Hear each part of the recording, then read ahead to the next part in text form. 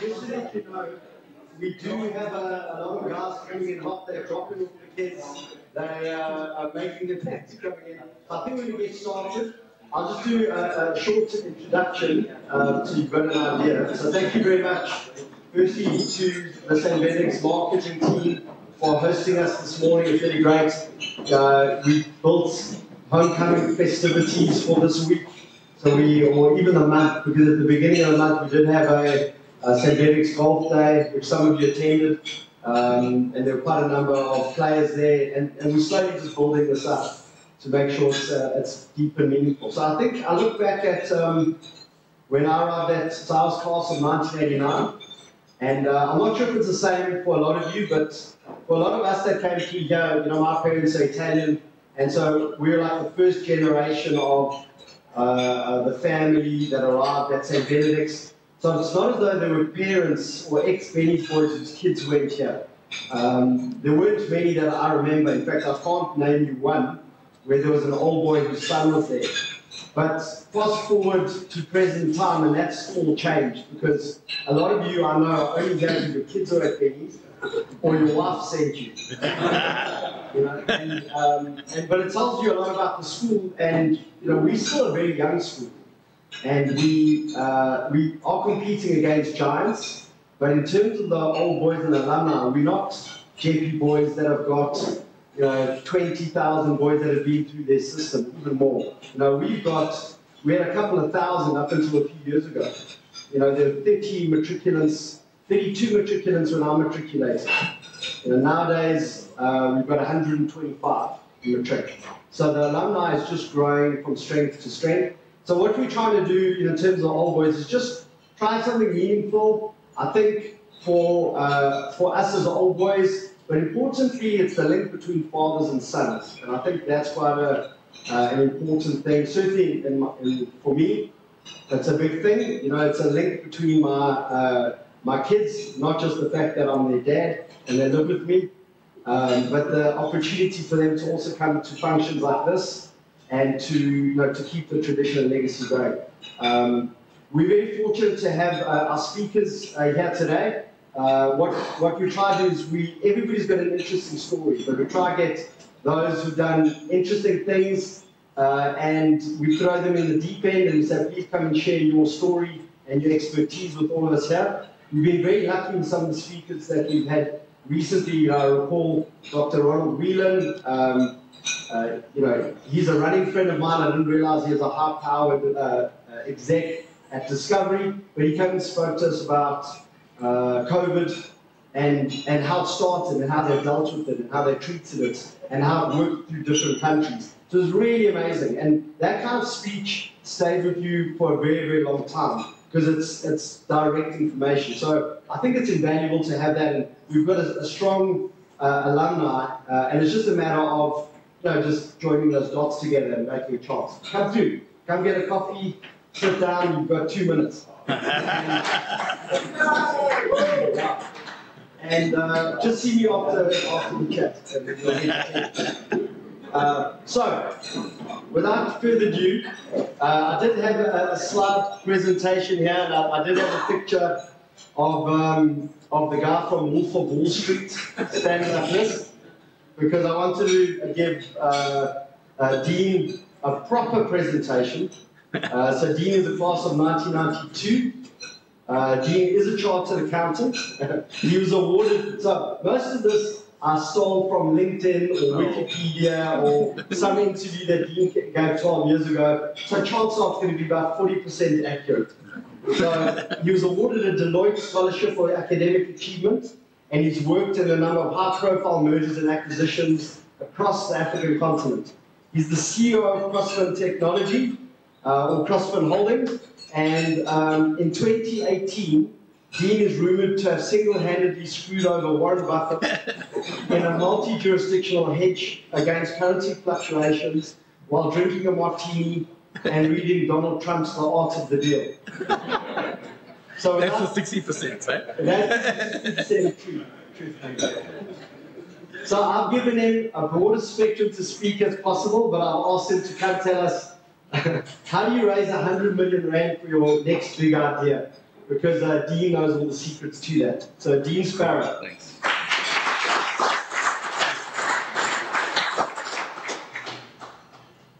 So yeah, Rob calls me up and says to me, would you come and have a chat at the breakfast and talk about how to raise 100 million rand for the next idea? I was thinking to myself, I don't know why you actually asking me to come and talk about that. I'm sure there's many other people that would do a much better job than me.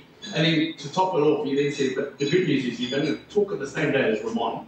And I immediately work out, well, I don't talk about raising 100 million rand, and Ramon's going to come talk about winning a medal at the Olympics. I mean, what's the difference? I said, okay, well, I'll come, but as long as I can talk first. It's going to go seriously downhill if I go second. So yeah, I thought that was probably the best way to talk about the kind of concept that Rob asked me to cover was to actually just talk through some life experiences. I thought that was the best way to bring a level of kind of tangibility to the concept, because it kind of sometimes comes across as quite abstract. People say, you know, I've got a great idea, I want to raise a lot of money, like 100 million rand, kind of sounds like a round number, and how do you go about doing that? So I think the first bit of context, to just narrow it a little bit, is that my experience over 21 plus years has been very specific in the technology space. So Rob's right, I initially went the route of qualifying as a chartered accountant, but after about 2 years post articles of having done a bit of working in M&A environments in Deloitte, I decided to step out into commerce, and I was approached by a business that was JSE listed at the time. It was a small cap business. In fact, so I was articling at Deloitte, working in M&A at Deloitte, and then I got approached by this business called UCS, which was kind of totally unknown. Nobody in this room probably would know what UCS stood for. And the reason for that was that their technology that they rolled out in the country was really behind the scenes, enabling businesses to engage with the end consumer. So you never saw their brand, but they were typically the touch point in the majority of retail that you would know today. So everywhere from Pick and Pay to ShopRite to pet stores to Vodacom cellular stores to discount pharmacy stores. The technology that was running behind the scenes in terms of running the point of sale in the store, the back office environment, the credit granting capability was generally at that point in time, and I'm going back 20 years ago, written internally in-house by developers, South African-based developers, in this business called UCS, which was JSE listed. Why was it JSE listed? Well, they just saw the opportunity on the back of the IT boom in the late 90s, where everybody was coming along to them and saying, listen, we want to buy you. And then the founders at the time, there were two gentlemen, the guy by the name of John Bright and Duncan Coles, were trying to work out, why does everybody want to buy them? Like they're just, a software development house running out technology. And they worked out that everybody was trying to buy them to increase the size of their business so that they could then go and list their combined business on the JSE and earn a good value uplift or multiple. So they thought, well, then why don't they do that themselves? And that's what they went to do. In late 1998, they went to list this business, UCS, on the stock exchange for some ridiculous valuation. They raised, I think they valued themselves at about 650 million rand at the time when they listed. Today's terms, that's very small money relatively. But it was on the back of saying that they believed they could generate about 30 million of profit in the year after listing. So if you think about 30 million of profit to 650 million valuation, it's a massive kind of multiple. And anything I did after joining UCS thereafter was a wish list, because they had really done it already on the listing. So that's just some context and background. But in stepping into UCS, the role that I was asked to come in to do was to help these guys that had listed, raise money on the JSE, but now we're coming 2 to 3 years on under pressure from shareholders because the fact that the money was sitting in the bank account. They were continuing to run their business, and they weren't really taking the money and using it aggressively to grow. So they needed somebody to come on board and help them, just in a support function, really, is what the role is I stepped into, to help them do things like identify business opportunities to invest behind, to do the due diligences, to do the valuations, to ultimately deploy the capital, and remove the pressure of shareholders saying, listen, if you're not going to go invest the money, then why don't you just rather return it to us as shareholders? Because we didn't invest in UCS for a money market return. So I joined the business in 2002 on the back of leaving Deloitte, and really for a 5-year period went through a phenomenal growth experience where essentially we deployed all capital that was available, plus we borrowed more money from the banks, and we grew the business from what was about 200 million in revenue the year I joined, and about 200 people. That was about 2002. In 2007, we got to about 2,500 people. and we were generating about 1.7, 1.8 billion in annual revenue. And it was largely driven through the acquisition activity that we did. So that just gives you some context to, through that period of time, I had to apply my mind to what were the strategic opportunities in the market to invest capital behind, to enable UCS to effectively show that they were diligent in the deployment of capital, and they could ultimately show shareholders a really good return. The valuation of the business through that period of time went from about 200-300 million rand to the market cap, because it had come off substantially from the listing days of 650 million. And we took it from 200 to 300 million to about 1.7 billion. And we thought, oh, this is like we're off to the races, things are going really well. Felt like you couldn't really do much wrong. And if you kind of align that with what was happening in the South African economic environment up to 2007, it was like the boom days. You almost, even if you made a mistake, things still seemed to somehow come out right. But then we had the credit crisis globally. And the impact of the credit crisis globally, we thought we were totally immune to South Africa and we were ring-fenced. But the reality is that 2008, 2009, it took about 18 to 24 months for it to actually flow into South Africa. And the subtlety that happened was that the market decided that they weren't going to go and put money into things that were small cap players in the JSE because it was deemed to be high risk. They would far rather go and take their money and invest in the blue chips, your top 100, which we were way away from. We were a micro to small cap. So the shift in market allocation in capital basically meant that our market cap, irrespective of the fact that the fundamentals in terms of revenue, growth, profitability, cash generation, all still remained incredibly robust. That was where we thought we were totally ring-fenced and isolated from this credit process. Our market cap went from 1.8 billion down to 600 million, so a third of the value. And that created actually the opportunity, to be honest with you. So it sounds really negative, and it felt really negative at the time. But the consequence of that devaluation was that the shareholders started getting really frustrated, the board members. The two original founders behind the business were approaching mid-60s, and they were looking for a mechanism and a way to be able to ultimately unlock their wealth in the company and retire. So we went through a process of trying to identify how do we unlock the value. And we ended up actually selling off 75% of the group at the time into another large listed JSE business known as the Business Connection Group. Business Connection Group was founded by two twin brothers. Unfortunately, the one brother, Ben, was passed on subsequently, but Isaac and Patlani is very much still in play today, and there's a big stalwart within the ICT industry, and we work closely with him. But in selling the business into BCX, what we did was we were able to attract a value in that transaction that was a premium to our market capitalization. So we did the transaction around about 630 million rand. As I said, we were trading at 600 million. So that was the first value unlock. The second value unlock was that whatever was left behind in the listed business was basically valued at zero by the market price. So we then went to the market as a management team and said, okay, we're going to delist this asset. We're going to basically offer shareholders the opportunity, if they don't want to be invested in an unlisted company, to exit and we'll buy them out. And then we'll take the business that's left and we'll regrow it again. And that we rebranded. It was the same vehicle. UCS Group Limited listed in the JSE, became Capital I Investments, delisted off the JSE. And I guess the only error we made was allowing all shareholders to make their own decision around what they wanted to do. Did they want to remain invested or did they want to exit? The consequence was we went from about 1,200 shareholders down to about 120 that stayed invested. But of the 120, there were maybe 15 shareholders that made up 90% of the equity of the business, and then there were like 100 plus shareholders that made up the other 10%. And we continued to try and run the platform, Capital I, as a well-regulated, albeit delisted business. I stepped into the role of leading the business at that point because the founders of UCS Group retired through their exit. They ultimately, Business Connection got bought out in 2015 by Telkom, and in that process, they saw a substantial value uplift in the shares that they ended up in BCX that they got bought out by Telkom, and they retired. But they had this, let's call it zero-cost option left in the business that was left behind. And all I said to the shareholders was, give us the opportunity to not limit ourselves to retail, which is really what UCS started as, but let us go and think about investing in broader technology opportunities in the market, because we've seen so much come across our desk, and we're saying, okay, if it's not retail, we can't do it, so we're just going to focus on retail. And the shareholders said, that's fine. There were two provisos. Don't come and ask us for money, number one. So that's why I was saying it's pretty quite bad to ask for money.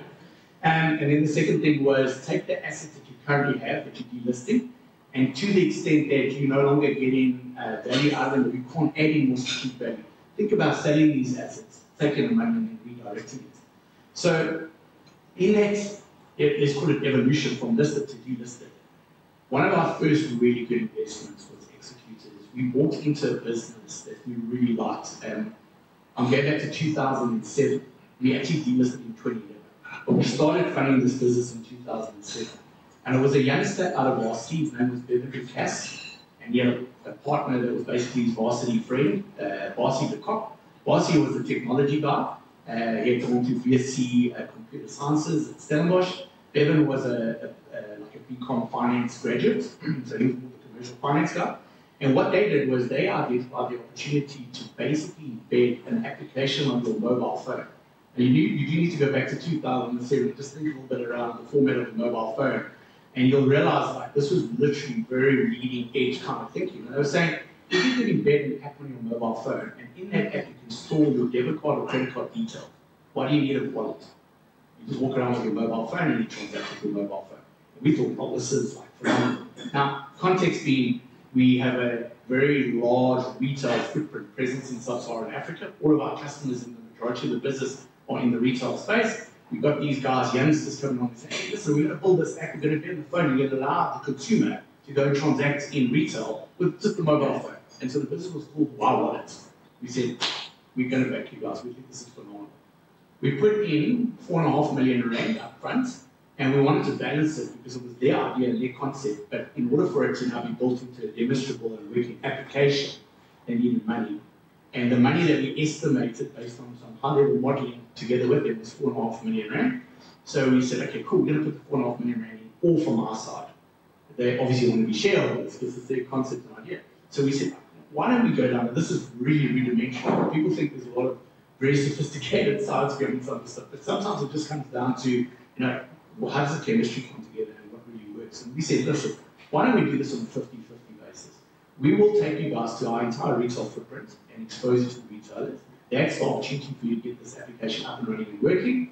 You guys bought the idea, and you're going to go now build it technologically and demonstrate that it can work. We're going to bring the full 4.5 million rand, but don't worry, we'll split this. What we'll do is we'll put 2.2 million rand in as high equity check, and then we'll put 2.2 million in on your behalf as your equity check, but we'll put it in a loan so that when the business is able to generate enough cash and we pay the loan, you now are entitled owners of your 50% share.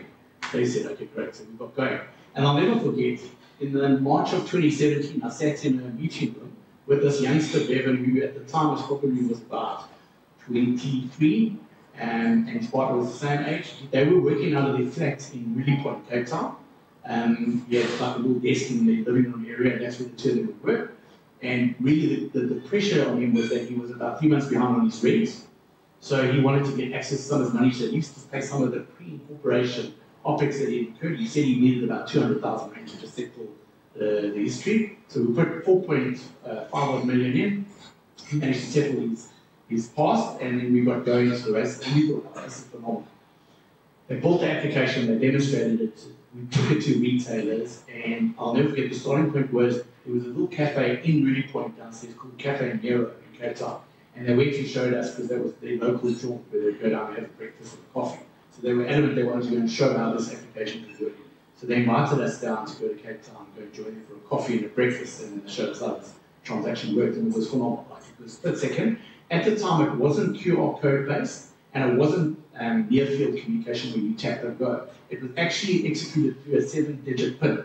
So what would happen is that you would go to the point of sale, you would say, okay, I want to pay for my meal. They'd say, okay, how do you pay me, cash or card, which is a typical tender type? He said, no, I'm paying mobile. The person would normally like look at you like you're strange. But in this business, obviously, they've been educated that you just now need to ask for a 7-digit PIN. You would initiate the application on your phone. The PIN would come onto your phone, 7 digits. You would give it to the teller would punch it in, and it would circulate the transaction and pair it off, and the meal was paid for.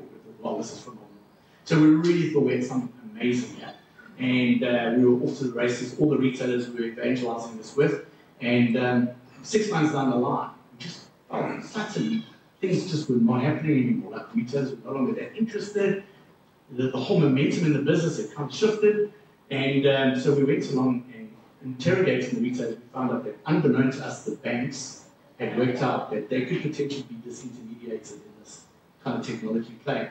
So the banks went along to the retailers and said to the retailers, now I'm talking about the bigger retailers. I gave you the Cafe Nero example, because there was kind of a safe, secure environment to go and test this thing. But some of the big retailers came back to us and said to us, guys, we're terribly sorry. The banks have said to us two things. Number one, we can't tell you how you want to transact. You can transact it any way you want. But if you transact like that, we're going to deem it to be a part, not present transaction.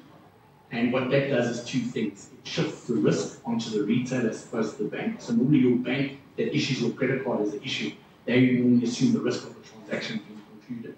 So now the retailer has to assume that risk. And then the second thing is the price of the transaction goes up. The retailers come back to us and say, sorry, like, we've never had to assume that risk in the past.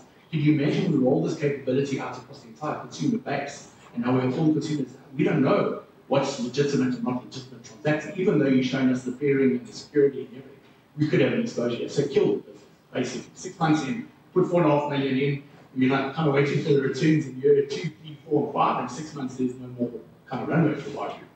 So we were like, sure, this is a concern for us, but this is another maybe important part of the messaging around if you've got a great idea and you want to kind of raise capital and take this market. The success thereafter came down fundamentally to one thing, in my opinion. That was the dedication and perseverance of the two entrepreneurial founders, being Bevan and Barcy, and the fact that they had built a piece of technology that they could demonstrate could work, and they were adamant they were going to get this work. So if, in their terminology, and in hindsight, it's easy to kind of categorize these things, it's a lot more complicated at the time, but very simply at the time, that was a regulated payment that we were trying to deliver. And so if you move this off and shifted away from regulated payments into unregulated payments, you didn't have some of these nuances like banks dictating how it would be priced, who shares the risk. So what we did with that business in literally 2009 and 10 is the terminology, the technology space, a bit of jargon, is we pivoted the business. We repositioned it no longer to worry about embedding a debit or credit card into a mobile wallet, but rather allow it to go and effectively distribute and redeem coupons and vouchers. Coupons and vouchers that historically used to just be paper-based, you clip it out of the newspaper. I mean, the South African market is not a massive coupon and voucher mindset and culture historically, but I mean, if you go around the world to the likes of the US, there's some massive culture. So what we said was, why don't we get into a space whereby we're leveraging the exact same engine, leveraging the exact same integration into the point of sale of the retailer, we can go along and enable the retailers to issue vouchers and coupons to their clientele. And the difference between a voucher and coupon is very simply, a coupon is normally linked specifically to a product type, like a SKU in the retailer's world, whereas a voucher is generally, like you can get 100 Rand off your purchase type thing.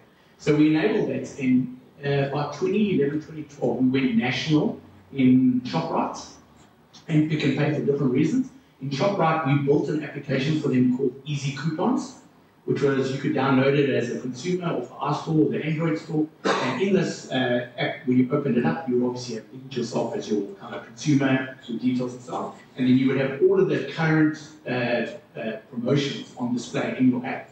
And you could go into a ShopRite or a Checkers, and you can go and do all your shopping and arrive at the till at the end with your full trolley of goods. And then you would just say to the teller, I want to redeem my vouchers. And then there would be another thing evolved. So now you could do a QR code. You could literally just do a QR code scan at the point of sale, immediately get your discounts off all of the goods in your trolley that would then scan to, and you get a till slip at the end that says, this is your discount, and this is what you have to still settle. And so immediately we took a business from kind of dead in the water to a business that actually had a real life of its own. And when I say we, it's actually not we. We're just investing money behind it. And I think the biggest thing we had to do was kind of buy into the fact that there was value to be created here, and we could take this thing forward. And so it was really Bevan and Barcy as they built their team out, and the fact that they were so perseverant and persistent on getting this thing right. And when we got to that stage, we had to put a little bit more money in. So that 4.5 million I mentioned to you actually ended up going to about 8.5 million. And we put it all in ourselves and to try and back the guys. But you can see we're nowhere near the 100 million mark. That's the next part of the messaging in that experience, is that it's quite difficult to actually come to the South African market with a concept and say, hey guys, I want 100 million rand. Like by its nature, the South African community are quite conservative actually. And I'm saying relative to like if you go to the US and all the others, the US is a big market. There's lots of like very kind of aggressive, lots of capital flowing around, people looking for places to put money. So people are happy to back conceptual things. In South Africa, people ask you, okay, well, how much revenue have you got? Who are your customers? Show me the product working. Okay, then I'll give you a bit of money. Okay, then, so you build these milestones to ultimately define how you get to the kind of capital you really want. You was probably getting needed 100 million up front, but you're unlikely in the South African market based on just the market fundamentals and the way it's structured to get it accessible. The South African market from a venture capital point of view, which is really what we're talking about here, is really immature, even today.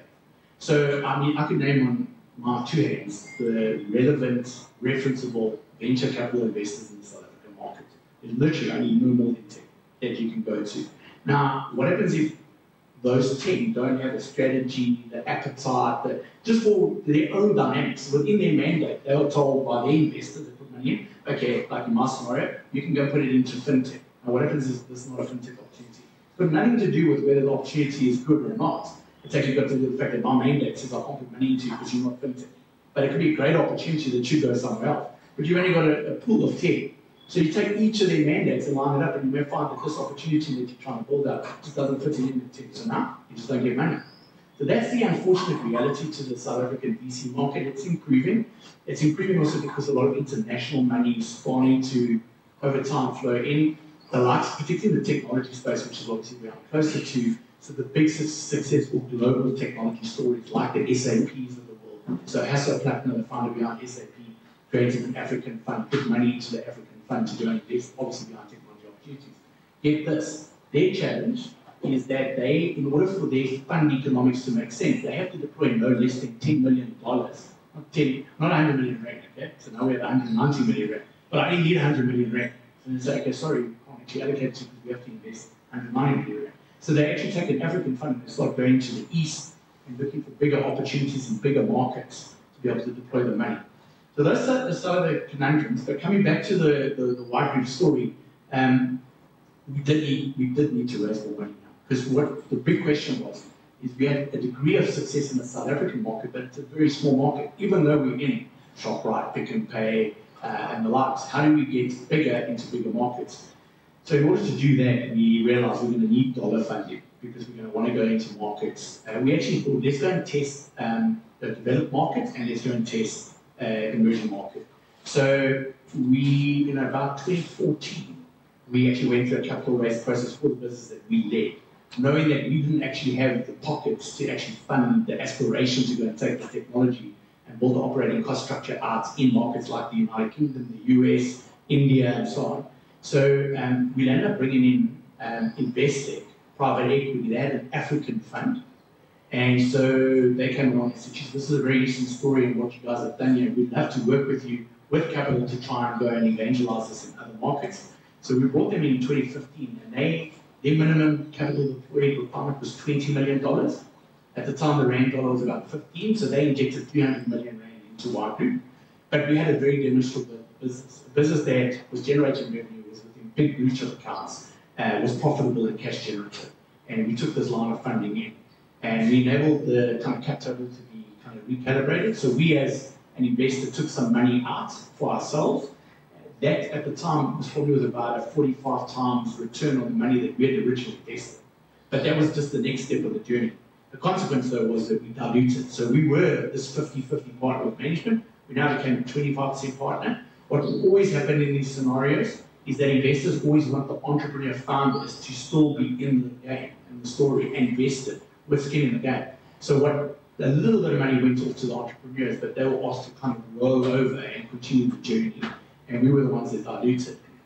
And then, just to wrap up on the White Group story, we then subsequently, in the kind of evolution of COVID, and the messaging in this is one of circumstances, because I've just given you a scenario of a great business, great entrepreneur founders, almost a business that you ordinarily would want to be invested in forever, right, perpetuity. But because of COVID in our world, as CrossFit, the question that was raised by our board and shareholders was, are we comfortable that our balance sheet is strong enough to sustain the unknown of what the market was doing through COVID, when, bear in mind, we operate now as CrossFit very much in the financial technology payment space. our revenues are generated generally based on transactions that are processed across the retail market and e-commerce market. And so the extent to which that transactional activity dries up, our revenues disappear. So in COVID, that's what happened in my world, is that a large part of our portfolio saw their revenues go from really great levels to virtually like 10%. And that 10% was coming out of the essential service providers. So if you were a pharmacy, you were taking credit card or debit card payments in hospitals and so on, then we were still seeing revenue. But everything else was gone. So our board turned around to us and said to us, guys, what do you think is the appropriate thing to do with your investment that you still have in this business?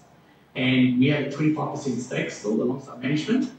What had happened subsequent to the investing journey, we brought Richard Branson's private equity arm called Virgin Global in as an investor to help us in the first world. And we had bought a business, a South African originated business called Smolens, which was really renowned in the retail space, into the business to help us in the emerging market. So the investment profile of that business was, you had Smolens, Virgin as minority shareholders, Investec, the single biggest shareholder at that time because of the money that they originally put in. We were the second biggest, and then there was management. And we were kind of pari passu with management at the time. Everyone agreed that it was time to now sell and exit the business. So we sold the business into a UK entity for just over 600 million rand. And in the deal, ahead of COVID, we said, okay, we're going to continue the journey with management, and we're going to combine our shareholding with management and roll into the international entity, which was the opportunity given to management. And then our board turned around and said, no guys, like, we don't think that that's clever. What are you going to do as a 5% shareholder in this international business? You've got no control, no influence, and you're locked into equity as a minority. You're not going to see your value. You should liquidate and exit now. So we liquidated and exited literally as COVID unfolded. And we took 125 million rand off the table, which was the remaining investment value in this business. Management rolled in. And the reason why I give you that perspective, because of these kind of ups and downs of capital raise and the different cycles of corporate events, is that the 18 months that followed thereafter was incredibly exuberant for fintech, of which this business was categorized in. So the consequence of that management team rolling the interest, which was also quasi 125 million rands worth of value, into this international vehicle, which is known as Yo-Yo Wallet out of the United Kingdom, was that they saw their value go tenfold in 18 months. So they went to two individuals, a valuation of just over 1.2 billion rand in that business. We took 125 million off the table, just to be conservative, coming back to that South African mindset. So that's the story about White Group. But there is another story I want to tell you. Sorry, Bill, you have to just hold me to timing here, right? The other story I want to give you, just so that you've got the perspectives, is a business called Ikorka. Some of you may know about Ikorka. I know that the little barrister down at the gym has got a little Ikorka machine.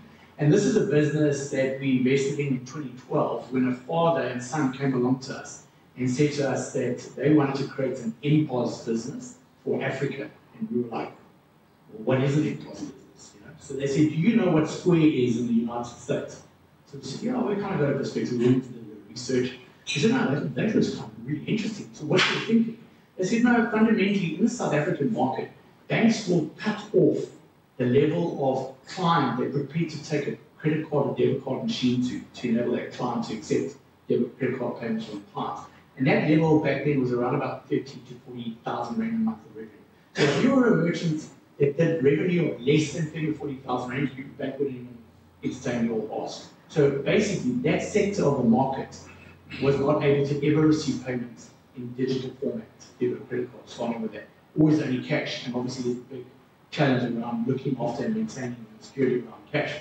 So they said, like, we think we can go and take a model to market where, with this MPOS device, we can enable that entrepreneur, whether that's the plumber, the electrician, the barber, the physiotherapist, the extra maths teacher, the tennis coach, all these people, they do all of this work, and they get their 30 or 40,000 rand paid to them by their clients, which is more than enough for them to sustain their life at that stage. We're going to move them from only accepting them cash or maybe an EFT to be able to accept a card payment. So we said, fantastic, guys. Once again, this is a lovely idea. We're going to back you guys. This number starts growing. So the initial number we needed was 10 million rand. They're going to need 10 million rand to get out the starting blocks, to get this device fully certified, and we had to get it industrialized first. We had to then take it into the European markets to laboratories that are overseen by Eurocard, Master, Visa card, and in order to get it fully certified. And then once it's certified, you can bring it back to market. And we thought, Fantastic. So 2012, put the 10 million in, construct the deal around how much equity we're going to have, keeping the management and the founders in a big portion of the equity. In fact, it was a very different dynamic. I think our number was like we took 10% initially, they were 90%. But the 18-month period that it took us to actually build out and certify this device, which we were really excited about, came back to South Africa. So here's the first MPOS, fully South African design, certified and ready to go capability. We're going to launch it under this brand Corker, which in the South African context needs to pay, right? So, so we're like, this is fantastic. But here's what's happened. MPOS has become a global reality. So global manufacturers out of the Eastern Europe market, the US market, the Chinese market, start manufacturing this thing. And so banks in South Africa, Nedbank first launches the Pocket Pass, Absa launches the Pedal. We come along as a Corker, and we're like, we haven't even got our first client yet, we've just got to certify the bus. So it's been a long 11 years now, we still invested in the Corker, but it's been a phenomenal story because it was really challenging in that early days to try and compete in the South African market with these big banks with their kind of level of capital that they can invest behind building and rolling out capability. But the thing that Corker did was twofold. Number one was they said to their customers, we don't actually care who you bank with. But if you'd like to accept a debit or credit card payment, you just give us your details, your banking details. We have to onboard you, so your KYC, FICA capability, we'll onboard you, and we'll just ensure that when we take the payment through our treasury account, we settle you into your bank. So you can be Capitec, Investec, Nedbank, whoever it is, African Bank, you don't mind, we'll just talk. And that was our biggest differentiator, if you wish, in this business model, compared to the Absa guys, because they're saying, no, you've got to be an Absa client before you get the last or Nedbank, you've got to be a Nedbank client.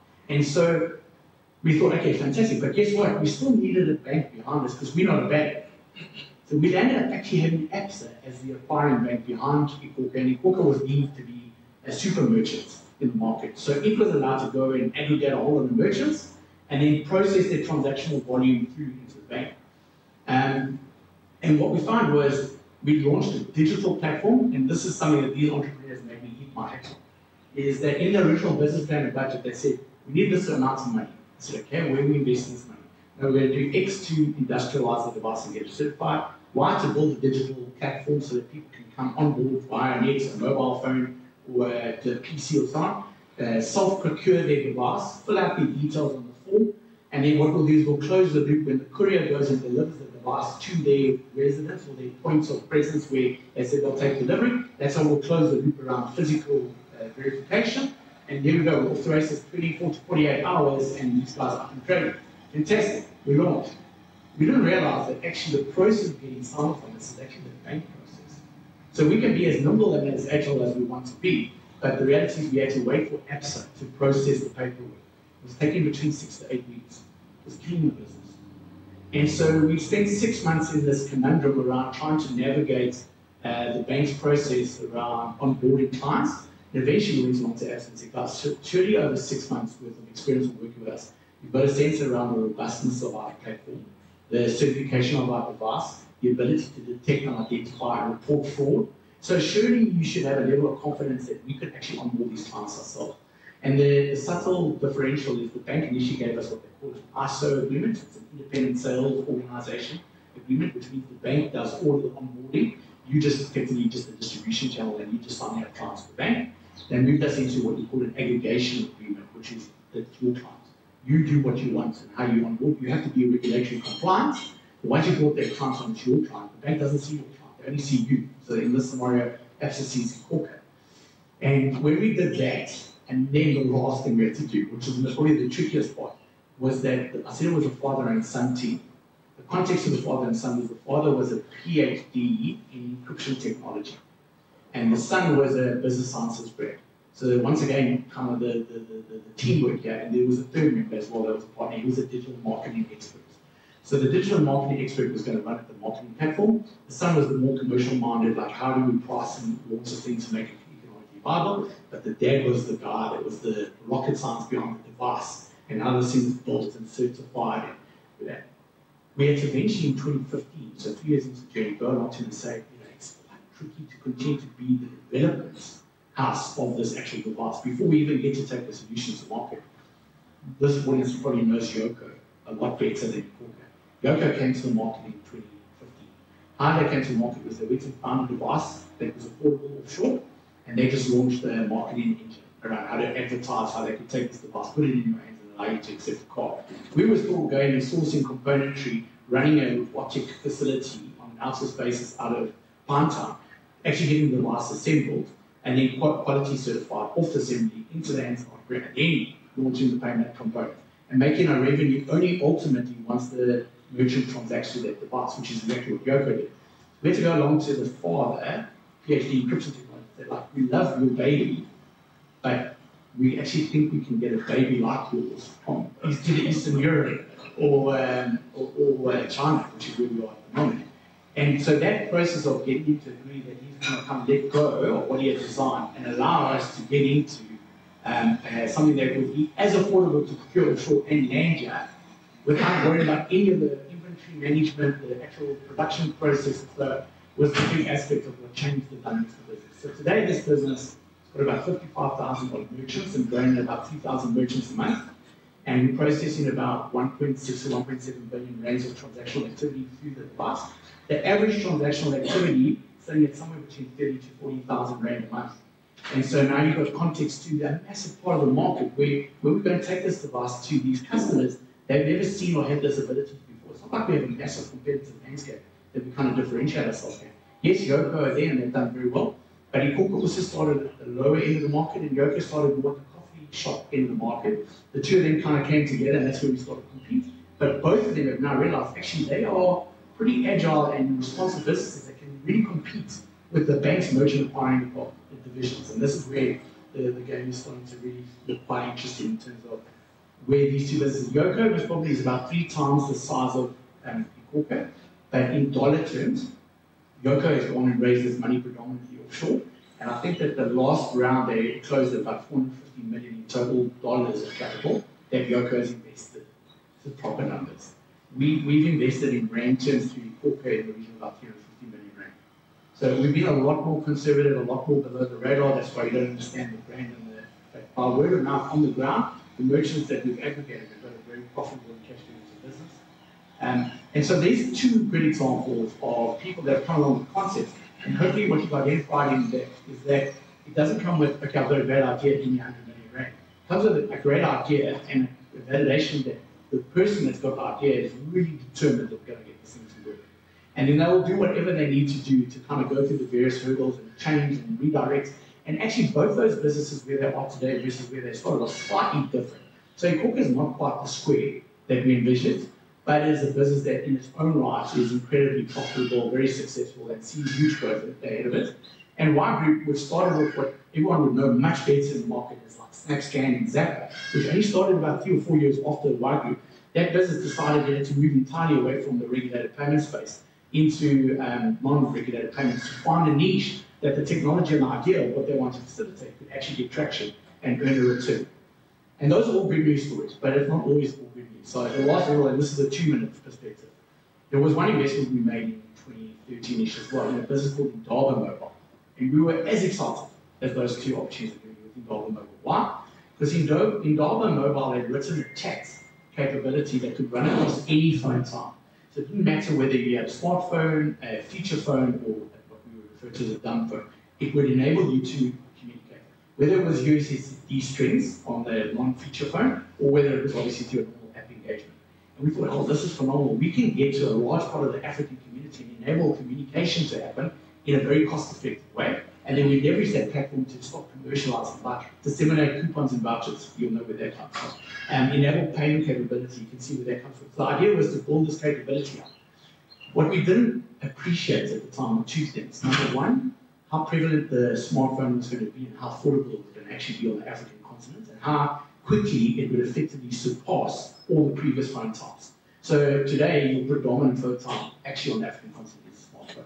That was the first dynamic. Second dynamic is we just did not understand that people were not really that sensitive to how confidential information was that they were communicating. Therefore, WhatsApp, which is an open public cloud, guys. So whatever you communicate on WhatsApp is totally available and accessible if one wants to find that information. People were not sensitive to that. So this business had a very secure, private, confidential way. So we went guns blazing, invested behind this thing, tried to commercialize it. We spent 30 million rand at the point at which we realized we had to pull the plug, which was around about 2016. So we spent about 3 years trying to commercialize this thing. It did something phenomenal in PEP, in the PEP core group. It ran a product called PepTex, but that was owned and paid for by PEP. So it wasn't our capability, we couldn't commercialize out of it. And what PEP did with that is they used it as a platform to monitor the consumer base of PEP and how they would communicate. Who was end-to-end, who was Cell C, who was Vodacom, and then cross-sell it. So if you're a Vodacom, you get an end-to-end deal. If you're a Cell C, you get a Vodacom deal. If you're a Vodacom, you get a Cell C deal. And they created a massive retailer in prepaid airtime, which actually is the single biggest prepaid airtime retailer in the country at the moment. So they did it very well. We thought, okay, fantastic. Well, there you go. It transacts with about 8 million African consumers. We could easily go and replicate that now in church groups and sports fraternities and professional managers. The long story short is that cell phone issue into the new smartphone and the WhatsApp evolution killed this business. So I always say to people, if you want the most expensive cappuccino you'll ever have, come down to our Cape Town office and we'll make you a cappuccino out of the machine, which is the last thing we have left standing of the dog on mobile investment. So I don't know, obviously it's a lot of information, a lot of dump of experience and stories, but embedded in that would be a lot of messaging for people that are thinking about raising capital and looking at new ideas and opportunities. And you can see it's not like a foregone conclusion, it's almost a journey and an evolution. And it's quite difficult to predict the end at the start. The best you can do is your best guess at that point in time, and then just absolutely commits and focus on it. That's where the investors get confidence, is when they see the person is 100% dedicated. And obviously the investors also look at things like, what is your total addressable market? How big can this business be? What is the revenue engine behind the business? Can you generate the kind of revenue that makes this thing a really exciting business? What's your cost structure likely to be to do that? That's all the investment work behind the scenes. And then in the market in South Africa, what tends to happen is, I've given you a scenario where we've taken concepts and invested it all the way through to mature businesses. But the typical way the market is structured is that if you want to go and raise conceptual money, you start at what they call seed funding or angel funding. And the best place where that comes from typically is family and friends. Those people that feel too embarrassed to say no to give you some access to money to go and start your concept. Once you're beyond that and you've got a product offering or a service offering that you can demonstrate, so you may not necessarily be generating massive revenue, but you can actually demonstrate how it works. People start getting interested, and then what you'll find is that moves from kind of angel funding to seed funding. Then what happens is you start demonstrating you can generate revenue out of it. When you do that, you find there's investors that are pre-Series A or Series A funders that say, hey, wow, you can generate revenue based on that concept. I'm going to put some money behind you to scale this revenue. Then what happens is this revenue scales and starts getting to a point where maybe it's going to get to break even profitability. Now you're going to a Series B round. And it's quite disorientating, but the market is literally structured in silos. So if you go and chat to somebody that does Series B funding, but you're trying to fund a conceptual idea, they just say no. And then you walk away thinking, oh, nobody's going to fund my idea. That's only because you want to go and speak to the that's actually Series B. So you need to have revenue. If you go and speak to a C person, but you already are generating profit and revenue, you become too expensive. And there's not the risk level of comparison to, the concept is still going to be incubated. And this, as I come back to the South African market, is still relatively immature in this space. So there are a couple of players that one can access, but in general, you'll find that you've got to do a combination of looking at the global markets, what's happening in other markets that are not similar to what I'm trying to do, who funds them, why do they fund them, what's their profile, what's their mandate, okay, who's that in this market, and that's who I should go to. Cool.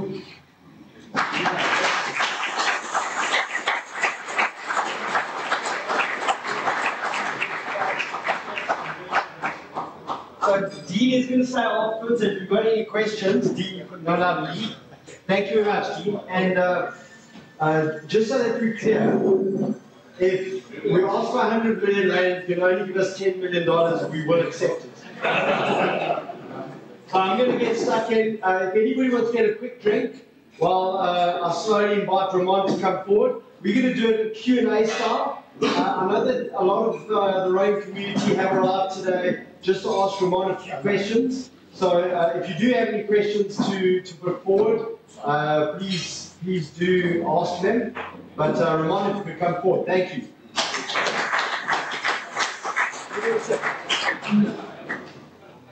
this thing working? I don't know what that is. It's not working. I think it's a recording.